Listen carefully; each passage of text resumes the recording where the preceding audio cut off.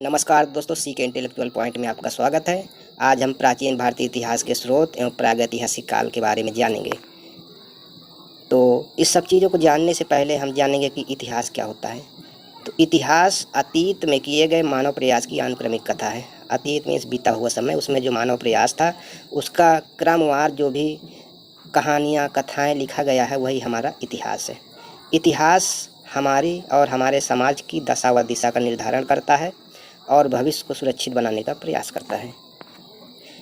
अगला अगर देखा जाए तो प्राचीन भारतीय इतिहास जानने के स्रोत। प्राचीन भारतीय इतिहास जो है वो है, पर ये हम कैसे जानेंगे, इतिहास कैसे मिलेगा, तो उसके बहुत सारे स्रोत हैं। उन स्रोत के माध्यम से हम प्राचीन भारत के इतिहास को जानेंगे। तो वो स्रोत की अगर बात किया जाए तो हम उस स्रोतों को अपनी सुविधा के अनुसार मोटे मोटे रूप से दो श्रेणियों में विभाजित कर दिया है। तो पहला जो है साहित्यिक संबंधित स्रोत है ये, और दूसरा पुरातत्व संबंधित स्रोत। तो साहित्यिक संबंधी सामग्री और पुरातत्व संबंधी सामग्री, ये दो स्रोत हैं। इसके माध्यम से हम प्राचीन भारत के इतिहास को जानेंगे। चलिए, अब पुरातात्विक स्रोत की अगर बात किया जाए तो पुरातात्विक स्रोत में हमारे कौन कौन से आते हैं? अभिलेख आते हैं, स्मारक और भवन आते हैं, सिक्के आते हैं, मूर्तियाँ आती हैं, चित्रकला आता है, मुहरें आती हैं। ये सब हम वन बाय वन करके डिस्कस करेंगे। चलिए, अभिलेख की बात कर लेते हैं। अभिलेख एक्चुअली में अभिलेख जो है पत्थर पे जो बहुत सारी लैंग्वेज में लिखित, बहुत सारी भाषाओं में जो लिखा जाता है तो वो अभिलेख होते हैं। आज के ज़माने में अगर देखा जाए तो आज के ज़माने में भी अभिलेख हैं। जैसे मुख्यमंत्री या फिर प्रधानमंत्री सड़क योजना है, कोई सड़क बनाई गई है तो उसमें अपना निर्माण कार्य को लिख दिया जाता है कि इनके द्वारा, ये पूजनीय अखिलेश यादव या फिर समथिंग किसी का भी नाम ले सकते हैं, उनके द्वारा ये बनवाया गया है। तो वो भी आज के ज़माने के अभिलेख है। वैसे पहले के ज़माने के भी अभिलेख थे और बहुत सारे अलग अलग भाषाओं में वो अभिलेख मिलते थे। तो चलिए, सबसे प्राचीन अभिलेखों की अगर बात किया जाए तो बोगज कोई से प्राप्त हुआ है वो अभिलेख, जो मध्य एशिया के हैं। भारत में अगर बात किया जाए तो सबसे प्राचीन अभिलेख अशोक के हैं, जो 300 ईसा पूर्व के लगभग के हैं। D.R. भंडारकर नामक एक विद्वान थे जो केवल अभिलेखों के आधार पर ही अशोक का इतिहास लिखने का सफल प्रयास किया है। अशोक के अभिलेख ब्राह्मी, खरोष्टी, यूनानी तथा अरमाइक लिपियों में मिलते हैं। ये बहुत ही इम्पोर्टेंट है। अशोक के अभिलेख ये 4 लिपियों में मिलते हैं। अन्य अभिलेखों में उसे देवानापीय पियदस, देवों का प्यारा कहा गया। किसको? अशोक को। तो ये क्वेश्चन भी बहुत बार पूछा गया है, कई सारे कम्पिटिटिव एग्जाम में बार बार रिपीट होता रहता है कि देवानापीय पियदस किसको कहा गया है? तो अशोक को कहा गया है। जेम्स प्रिंसेप नाम के एक इतिहासकार थे जो 1837 ईस्वी में ब्राह्मी लिपि में लिखित अशोक के अभिलेख को सबसे पहले पढ़ा था। James Prinsep. अब ये जो अशोक के अभिलेख की जो लिपियाँ मिली हैं, 4 लिपियाँ मिली हैं, उनको आप हो सकता हो कि याद ना कर पाएँ या फिर बहुत ही कॉम्प्लिकेटेड हो जाते, भूल जाते हैं बार बार। तो मैं एक आपको ट्रिक बता रहा हूँ, इन ट्रिक के माध्यम से आप इसको आसानी से याद कर सकते हैं। तो चलिए वो ट्रिक बताता हूँ। अशोक ने यूके से बीए किया, आपको इतना याद रखना। किसने यूके से बीए किया? अशोक ने। अब यू मीन्स क्या होता है? यूनानी, K means Kharosthi, B means Brahmi, A means Aramaic. और अभिलेखों के अध्ययन को क्या कहते हैं? एपिग्राफी कहा जाता है।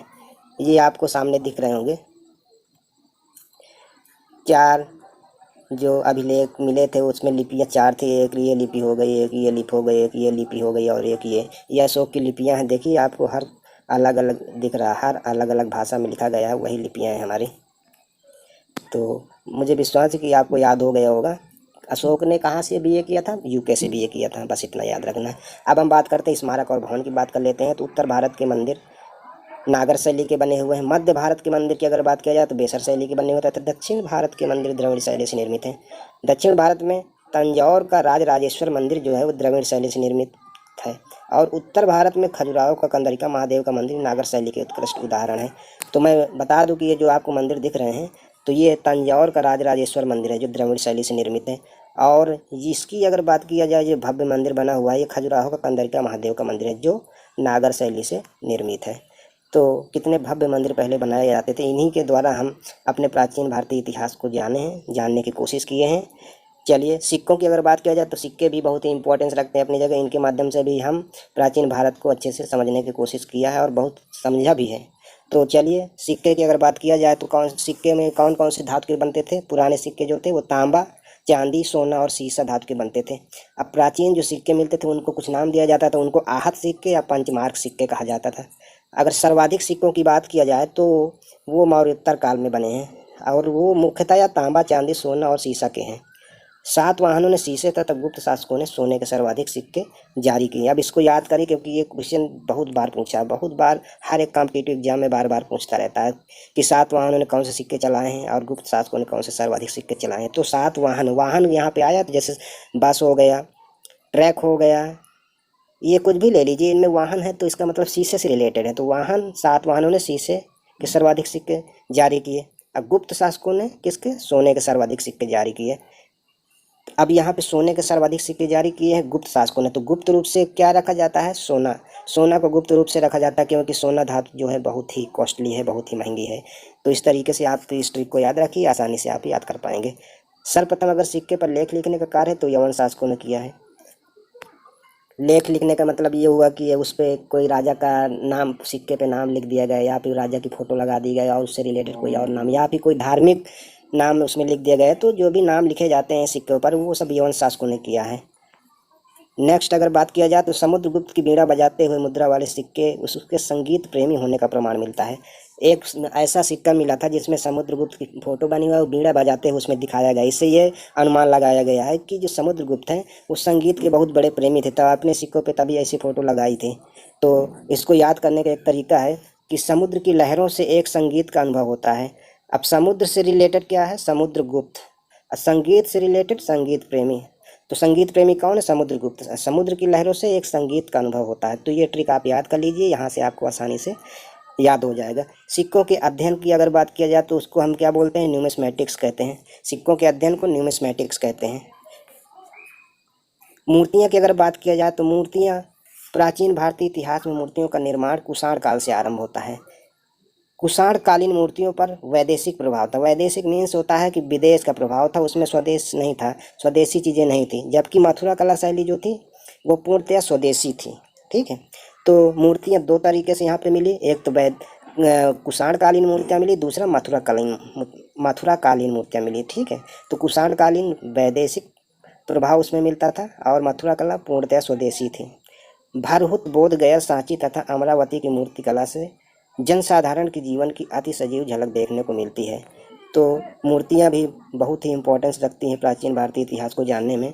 अगर कुषाण कालीन मूर्तियों की अगर बात किया जाए तो ये जो मैंने चित्र आपको दिखाया है, तो ये कुषाण कालीन मूर्तियाँ जो वैदेशिक प्रभाव उस पर दिखता है। और ये मूर्ति जो है ये पूर्णतया स्वदेशी है, मथुरा कला शैली के अंतर्गत ही आती है। तो ये मूर्तियाँ भी बहुत ही इंपॉर्टेंस रखती हैं प्राचीन भारतीय इतिहास को जानने के लिए। अब चित्रकला की बात कर रहे हैं तो चित्रकला भी काफ़ी इंपॉर्टेंस रखता है। तो अजंता के चित्रों में मनोभावों की सुंदर झलक मिलती है। चित्रकला में माता और शिशु तथा मर्दासन राजकुमारी जैसे चित्रों से गुप्त काल की कलात्मक उन्नति का पूर्ण आभास होता है। तो इसमें आपको याद करने वाली चीज़ें क्या है? इसमें एक तो माता और शिशु और मर्दासन राजकुमारी, ये पूछ लेगा क्वेश्चन में कि भाई मर्दासन राजकुमारी के जो चित्र बने हैं वो कहाँ पे बने हैं। तो यहाँ से आपको याद बता देना कि अजंता में है। और अजंता कहाँ पे है? ये महाराष्ट्र में है। इसी तरीके से बोधिसत्व पद्मपाणि का चित्र सर्वाधिक प्रसिद्ध और प्रायः चित्रकारी है, जो कहाँ पे है? अजंता में है। अब इसमें भी यही पूछ लेगा कि बोधिसत्व पद्मपाणि का जो चित्र मिला है वो कहाँ पे मिला है? तो अजंता में मिला है। अब राजकुमारी, मर्दासन राजकुमारी की अगर बात किया जाए तो ये मैंने आपको चित्र दिखाने की कोशिश किया है कि इस तरीके से मर्दासन राजकुमारी का फोटो इसमें दिखाया गया है। तो अब लास्ट में हम देख लेते हैं पुरातत्व संबंधी स्रोत से कि मोहरे का क्या महत्व है प्राचीन भारत के इतिहास को जानने के लिए। तो हड़प्पा, मोहनजोदड़ो और बसाड़ से प्राप्त मिट्टी के मोहरों में बने धार्मिक प्रतीकों से उसके धार्मिक अवस्थितियों का ज्ञान होता है। तो हड़प्पा में, मोहनजोदड़ो में और बसाड़ में जो यहाँ पे मोहरें मिली हैं, मिट्टी की मोहरें मिली हैं, उनमें धार्मिक प्रतीक बनाए गए थे। वो धार्मिक प्रतीक से हमें धर्म की अवस्थितियों का ज्ञान